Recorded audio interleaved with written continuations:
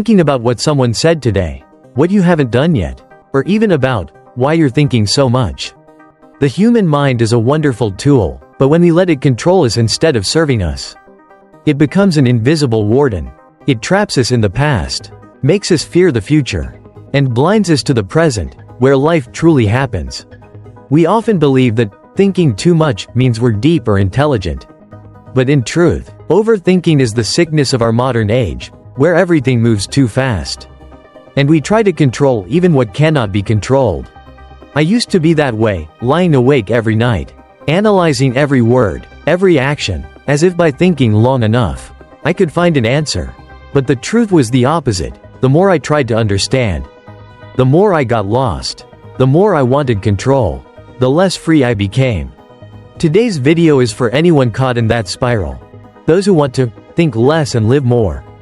I'll share how I learned to master my own mind, to let it rest when needed, and to live fully in each moment. Don't just listen, start with your own mindset. Hit subscribe and claim your special gift. Book ebook, Think Less. Live More. Join me on this journey, the journey where the mind finds rest, and the heart starts to truly live. The storm within, the hidden cost of overthinking. There are days when you wake up feeling as if a storm is raging inside your head. Hundreds of thoughts collide and spin without any order. You try to focus, but the noise in your mind grows louder. Did I do the right thing? What do they think of me? What if it goes wrong? Your mind keeps asking thousands of questions, but none of them truly need an answer.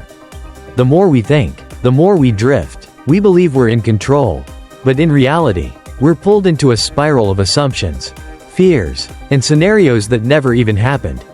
The storm in our minds isn't as loud as those outside, yet it drains us more than any physical work. It steals our energy, our sleep, and our ability to enjoy even the smallest moments. I've been there, waking up every morning feeling as if I had run a marathon in my sleep. Not because my body was tired, but because my mind never rested. Overthinking is like watching the same movie hundreds of times, hoping the ending will somehow change, but it never does. Only you end up more exhausted each time. When we overthink, we start living in our heads, instead of in real life. Every situation becomes exaggerated, every word overanalyzed, and every worst-case scenario turns real in our imagination.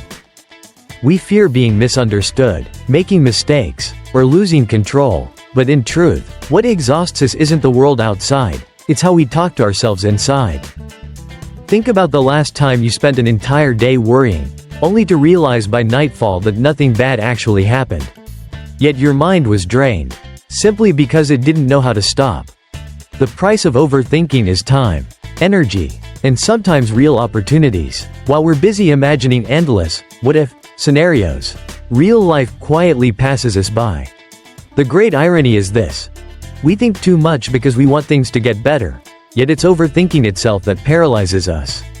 We become perfect planners, but terrible doers. In the storm of thoughts, what we need isn't more ideas, but a moment of stillness. Only when the mind quiets can we see the real picture, clear, simple, and true. Sometimes, wisdom doesn't come from thinking deeper, but from knowing when to stop. That's why the journey of thinking less isn't about fighting your mind. It's about learning to observe it without being swept away. Imagine standing in a storm, not running, just watching and realizing the wind calms on its own. The storm in your mind isn't the enemy. It's a signal. Your mind is tired and needs rest. And when you learn to let it rest, the sky inside you slowly clears. So before you try to think less, ask yourself, is my mind just asking for rest? Because sometimes, rest itself is the answer. Meet your inner troublemaker, Mr. Boom and the endless loop. Inside each of us lives a troublemaker in our head. I call him Mr. Boom, because he loves to blow things out of proportion, turning small matters into dramatic crises. Mr. Boom is that subtle yet persistent whisper. What if you fail? What if they don't like you? What if it gets worse? An endless chain of what-ifs that never stops. He isn't evil. In fact, he believes he's protecting you. The human brain is wired to detect danger, to keep you safe. But in today's world, real danger has decreased, while imagined danger has exploded. When you worry about the future, Mr. Boom shows up to help. But instead of helping, he turns fear into an endless loop. The more you think, the stronger he grows. The more you try to silence him, the louder he becomes. The loop goes like this. One thought, right pointing arrow, one fear, right pointing arrow, one reaction, right pointing arrow, another thought. And so, we become trapped in a cycle of our own making. I once tried to force myself to stop thinking, but the more I resisted, the louder Mr. Boom exploded. He shouted, "Why aren't you thinking? If you ignore this, something bad will happen." That's when I realized, you can't defeat Mr. Boom by fighting him. The only way is to understand him. Understand that he isn't the enemy. He's a survival reflex that's firing in the wrong context. He once helped our ancestors escape predators. But today, instead of lions, we face deadlines, emails, and online comments. Yet he reacts the same way, treating them as threats, putting us in constant fight or flight mode. Mr. Boom survives on the energy you feed him, your attention. Every time you focus on your worries, he grows stronger. But when you simply observe him without judgment or resistance, he begins to fade. Imagine sitting in a movie theater where the film, Worries, is playing. You can either jump into the movie as the main character or simply sit back as an audience member, watching and smiling. When you realize you are not Mr. Boom, but merely the one listening to him, everything changes. You don't need to silence the noise, just stop merging with it. Freedom begins when you can say, "Ah, Mr. Boom is here again. Thanks, but I'm fine." A simple phrase like that is a quiet revolution inside your mind. Every time you become aware of his presence, you reclaim a bit of the control you thought you'd lost. Gradually, when you learn to listen without believing, to observe without reacting, Mr. Boom becomes a friend, sometimes reminding you to rest, sometimes reminding you that you're alive, not hiding. Your mind doesn't need to be turned off, it only needs to be understood. Once you do, that noise turns into background music, soft, calm, no longer running your life. Return to the present, the power of now. Once Mr. Boom is recognized, the next question is, how to break the endless loop and return to the present? In reality, we often live too much in the future or the past, forgetting the only place that truly exists, the now. The present moment is the only point where you can act, feel, and transform. All regrets about the past or worries about the future are mere reflections in the mind. Try a small exercise. Pause everything. Take a deep breath. Notice the sensation of your feet on the ground, the rhythm of your breath, the sounds around you. Just 30 seconds, and you'll notice something magical. Your mind becomes quieter. When we allow the mind to rest in the present, Mr. Boom also pauses. He loses his power because he thrives on speculating about the future or predicting outcomes. When only this moment exists, he gradually weakens. The ability to return to the present isn't always easy. We are often pulled by old emotions, unfinished stories, or future projections. Yet each time you realize, I'm thinking about something not real in the future, you've reclaimed a part of your control. A powerful tool is non-judgmental observation. When thoughts arise, simply notice them without judging right or wrong. Tell yourself, this is a thought, not the truth. This helps separate the self from the noise, the observer from Mr. Boom. When you return to the present, you also return to the body, heartbeat, breath, sensations. This is the foundation of inner calm. The body is the anchor that prevents you from drifting in a sea of worries. A real-life example. I often worry before presentations. But when I focus on each breath, observe the feel of my hands on the notes, I realize the worry is just a thought, while the present remains calm.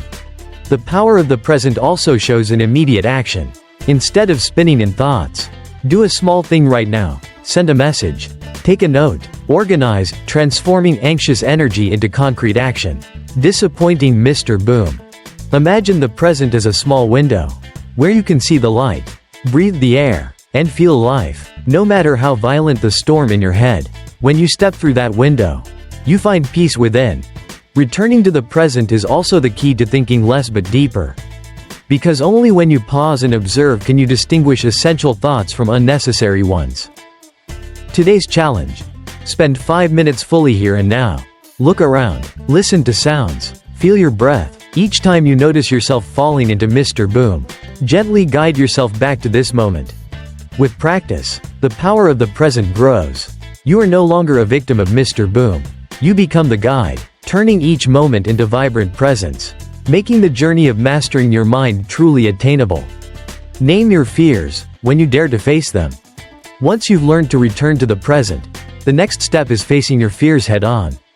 Often, we feel fear without clearly knowing what we're afraid of. These vague worries are Mr. Boom's weapon, making us feel powerless and trapped in a loop of overthinking. One highly effective approach is naming your fear. For example, if you're anxious about failing at work, label it as fear of failure. Once named, the fear becomes concrete, and you start gaining control over it. When fear is named, it no longer haunts you unconsciously. You can observe it from a distance. Notice your body and mind's reactions, and realize that most fears exist only in thought, not reality. Real-life example. I used to feel anxious speaking in front of crowds. I labeled it fear of judgment. Once named, I realized that trembling, rapid heartbeat, or awkwardness were normal biological responses, not catastrophic events. Another method is writing all your worries on paper. When they arise, simply label them as worry. This act helps release psychological energy, like bringing Mr. Boom into the light and diminishing his power. When you face fear directly, a kind of miracle occurs. Fear diminishes in intensity. This happens because your mind no longer runs or embellishes negative stories. You simply observe and accept. Naming your fear also helps you choose rational action. When you clearly know the fear, you can ask, what can I do right now to reduce its impact? Each action then becomes a concrete step, instead of being swept away by the storm of thoughts. Another example. You fear being inadequate. Name this fear, fear of not being good enough. Suddenly, you see that focusing on improving each skill, rather than worrying pointlessly, is a direct way to turn fear into growth opportunities. Another important practice is sharing your fears with someone you trust. When you speak them aloud, the fear is no longer secret, no longer exists in the shadows. Mr. Boom loses his weapon, because his power relies on secrecy and concealment. With regular practice, you'll notice, naming your fears not only reduces stress but also creates inner calm. You no longer live in stories created by the mind but step into a controlled reality. Mastering your behavior and emotions. Today's challenge. Write down your 3 biggest fears and name each one. When the fear arises, gently remind yourself, this is a fear, not the truth. You'll see Mr. Boom weakening, and the sense of inner freedom grows day by day. Small actions, the antidote to overthinking. Once you've named your fears, the next step is transforming thinking energy into small actions. Often, we get trapped in the loop of thinking endlessly without doing anything. And procrastination itself generates stress. Small actions are the antidote to overthinking, helping you escape the trap of the mind. A small action could be writing down one thing you can do today to move closer to your goal. For instance, if you worry about health, a small action could be walking 10 minutes, drinking a glass of water, or preparing a healthy meal. When the body acts, the mind naturally stops overthinking. Small actions have a magical power because they break the endless chain of thoughts. When you start acting, even with one step, you send a clear signal to your brain, I control my life, not my worries. This reduces cortisol, the stress hormone, and creates an instant sense of accomplishment. Try the 5-minute method. When a worry arises, pick a simple action and do it immediately for 5 minutes. It could be tidying your desk, sending an email, or practicing deep breathing. After 5 minutes, you'll notice the worry no longer overwhelms you, and your energy directed at action becomes stronger than the thought itself. An important principle is breaking big tasks into tiny steps. If the goal is to write an essay, don't think about the entire piece. Start by opening your materials, writing a paragraph, or sketching an outline. As each step is completed, the mind naturally worries less, seeing tangible progress. Small actions also boost control and confidence. When you witness yourself accomplishing even minor tasks, the mind realizes things can be handled, and Mr. Boom gradually loses influence. Thoughts are no longer the sole driving force, they are guided by tangible action. Another technique is acting contrary to fear. For instance, if you fear public speaking, a small action is sharing a short idea with a trusted friend. This reduces fear's power, and each time you do it, the worry shrinks. Consistency is key, not perfection. Continuous small actions create a habit of overcoming worry.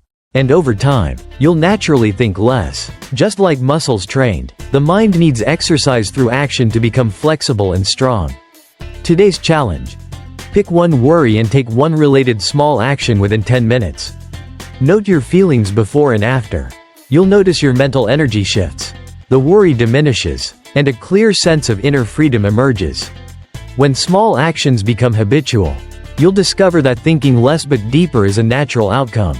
Instead of wasting energy on pointless thoughts, you focus on effective actions, producing real change in life. When the body rests, the mind follows.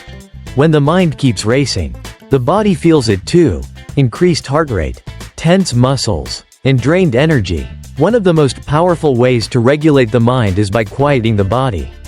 When the body rests, the mind naturally calms. Start with slow, deep breathing. Exhaling fully activates the body's natural relaxation response. Try the 4-7-8 technique. Inhale 4 seconds.